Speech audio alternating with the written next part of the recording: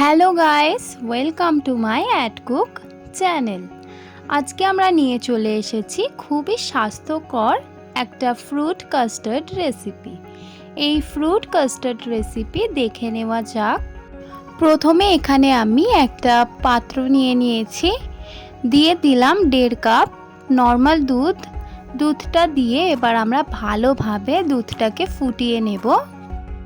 যতক্ষণ এখানে আমাদের দুধটা ফুটে যাচ্ছে ততক্ষণ আমি আপনাদের দেখিয়ে দিই আমরা কাস্টার্ড পাউডারটা কীরমভাবে গুলবো। প্রথমে আমি এখানে 2 চামচ কাস্টার্ড পাউডার নিয়ে নিলাম। 2 চামচ কাস্টার্ড পাউডার নেওয়ার পর এবার আমরা অল্প একটু জল দিয়ে দেব। জলটি দেওয়ার পর ভালোভাবে এবার আমরা কাস্টার্ড পাউডারটা জলের মধ্যে ভালোভাবে মিশিয়ে নেব। দেখুন আমি এরকমভাবে মিশিয়ে নিচ্ছি। তারপর এখানে আমাদের দুধটা ফুটে গেলে এর মধ্যে আমরা সেই কাস্টার্ড পাউডারটা যেটা গুলে রেখেছিলাম আবারও একবার দেওয়ার আগে গুলে নিয়ে দিয়ে দেব। দেখুন এখানে আমি ঢেলে দিয়েছি। সঙ্গে সঙ্গে এবার আমরা নাড়াচাড়া করব, না হলে কিন্তু গাঢ় হয়ে দুধের সাথে বসে যাবে। ভালোভাবে নাড়াচাড়া করে মিশিয়ে নিতে হবে। দেখুন আমি যেমনভাবে করছি এমনভাবে করতে হবে। ভালোভাবে এটাকে নাড়াচাড়া করে আমাদের একটু অল্প ফুটিয়ে নিতে হবে। এর মাঝে আমি 1.5 কাপ দুধের জন্য আমি দিয়েছিলাম এখানে 1 কাপ চিনি। চিনিটা আমার ক্যাপচার হয়নি, তাই জন্য আমি বলে দিলাম। 1 কাপ চিনি দেওয়ার পর ভালোভাবে নাড়াচাড়া করে আমরা চিনিটাকে গলিয়ে নেব দুধের মধ্যে। দেখুন এবার আমাদের দুধটা কিন্তু কাস্টার্ড হয়ে গেছে। ভালোভাবে কিন্তু একটু দেখতেই পাচ্ছেন গাঢ় হয়ে গেছে। এরকম হয়ে আসলে আমাদের গ্যাসটা অফ করে দিতে হবে এবং এই কাস্টার্ড মিল্কটা আমাদের 5 মিনিটের জন্য ঠান্ডা জায়গায় রাখতে হবে। আপনারা ফ্রিজেও রাখতে পারেন বা এরকম ঢাকা দিয়েও রাখতে পারেন।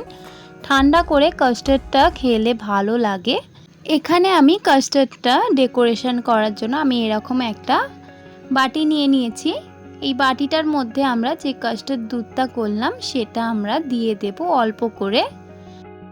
বাটিতে কাস্টার্ডটা ঢেলে দিয়ে আবারও আমরা চামচ দিয়ে নাড়াচাড়া করে দেব যাতে সব জায়গা সমান থাকে।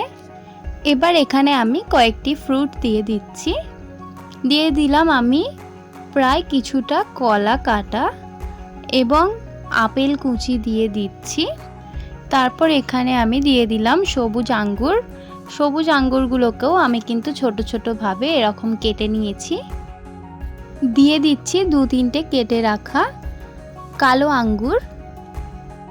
সবগুলি ফল দেওয়া হয়ে গেলে একটা চামচের মাধ্যমে আমরা নাড়াচাড়া করে ফলটাকে কাস্টার্ড মিল্কের সাথে মিশিয়ে নেব। আপনারা চাইলে আরও বিভিন্ন ধরনের ফল দিতে পারেন আপনাদের কাছে থাকলে। আমার কাছে এই কটা এখন ফল ছিল, তাই আমি এই কটা ফল দিয়েই বানালাম। আপনারা এর মধ্যে আম বা স্ট্রবেরি অবশ্যই যুক্ত করতে পারেন। নাড়াচাড়া করা হয়ে গেলে এখানে আমি শেষ মুহূর্তে দিয়ে দিচ্ছি বেদানা। কয়েকটি বেদানার দানা দিয়ে দিচ্ছি। বেদানা কিন্তু কাস্টার্ডে খুবই প্রয়োজন। রেডি হয়ে গেল আমাদের ফ্রুট কাস্টার্ড। যদি আপনাদের এই ভিডিওটা ভালো লেগে থাকে তাহলে অবশ্যই লাইক, শেয়ার অ্যান্ড সাবস্ক্রাইব করবেন। আপনারা যদি আমার চ্যানেলে নতুন হয়ে থাকেন তাহলে অবশ্যই চ্যানেলটিকে সাবস্ক্রাইব করবেন। দেখা হবে নেক্সট ভিডিওতে। আজকের এই ভিডিওটা দেখার জন্য অনেক অনেক ধন্যবাদ।